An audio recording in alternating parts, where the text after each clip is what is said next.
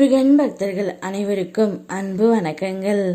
என் அன்பு குழந்தையே, உன் உயிரான உறவு ஒன்று ஒரு கேவலமான விஷயத்தை ஒன்று செய்து உள்ளது. அது என்னவென்று உனக்கு தெரிய வேண்டுமா? நான் சொல்ல வருவதை தனிமையில் கேள் தங்கமே. தோல்வி உன்னை வாட்டி வதைக்கிறது என்று நீ கவலைப்படாதே. உன் அப்பா நான் இருக்கின்றேன். நீ ஒரு நாளும் துவண்டு போகக்கூடாது தங்கமே. உன் வாழ்வில் நடக்கும் அத்தனையும் ஒரு காரணத்தோடு தான் நடக்கிறது என்று நீ முதலில் தெரிந்து கொள்ள வேண்டும். அப்போதுதான் நீ வாழ்க்கையில் நிச்சயம் ஜெயித்து காட்டுவாய். ஒருவன் தன்னுடைய தொழிலில் படு தோல்வி அடைந்த நிலையில் தான் நடந்து வந்த வழியில் தெரு முனையில் போவர் வருவரை மிகுந்த மன வேதனையுடன் வேடிக்கை பார்த்து கொண்டு இருந்தான். அப்போது எதிரில் உள்ள குப்பை தொட்டியில் ஒருவர் தனக்கு தேவையான பழைய பேப்பரை எடுத்து சாக்கில் நிரப்பி சென்றான். சிறிது நேரத்தில் இன்னொரு நபர் அதே குப்பை தொட்டியில் தனக்கு தேவையான பாட்டில்களை நிரப்பி எடுத்து சென்றான். மீண்டும் ஒருவர் தமக்கு தேவையான பழைய பிளாஸ்டிக் தட்டு பேப்பரை எடுத்து சாக்கில் நிரப்பி சென்றான். அதன் பின் ஒரு நாய் வந்து எச்சில் இலையில் இருந்த சாப்பாட்டை சாப்பிட்டு சென்றது. கடைசியாக வந்த ஒரு பசு குப்பையில் சிறந்த பச்சிலையை சாப்பிட்டு தன் பசியை போக்கிக் கொண்டது.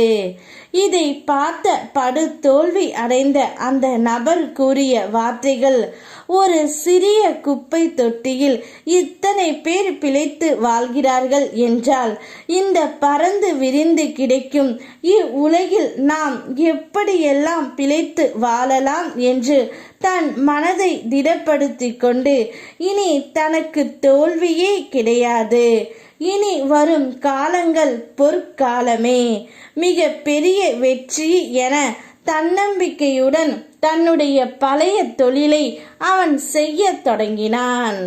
உன் உயிரான உறவு ஒன்று இத்தனை நாட்களாக எந்த ஒரு தொழிலும் செய்யாமல் இப்படித்தான் இருந்தது. அவருக்கு நான் உண்மையை எடுத்து உரைத்த பிறகுதான் இப்பொழுது மீண்டும் தொழில் செய்ய இறங்கி இருக்கின்றது. உன்னிடம் பொய் சொல்லி கேவலமான விஷயத்தை தான் உன் துணை இத்தனை நாட்களாக செய்து கொண்டு இருந்தது. இப்பொழுதுதான் அவருடைய மனதை முழுமையாக மாற்றி ஒரு நல்ல மனிதனாக உன் துணை இருக்கின்றார். இந்த பரந்த உலகில் நீங்கள் அனைவருமே ஜெயிக்க பிறந்தவர்களே. யாரும் யாரிடமும் தோற்க பிறந்தவர்கள் அல்ல தங்கமே. அதை மட்டும் முதலில் நீ உன் நினைவில் வைத்துக்கொள். அப்போதுதான் வாழ்க்கையில் நீ நிச்சயம் ஜெயிப்பாய். நான் சொல்ல வேண்டியதை சொல்லிவிட்டேன். இனி உன் துணையை நீதான் பார்த்து கொள்ள வேண்டும்.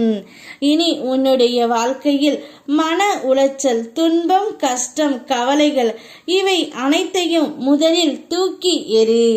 நான் இருக்கின்றேன், யாம் இருக்க பயமேன். ஓம் முருகா.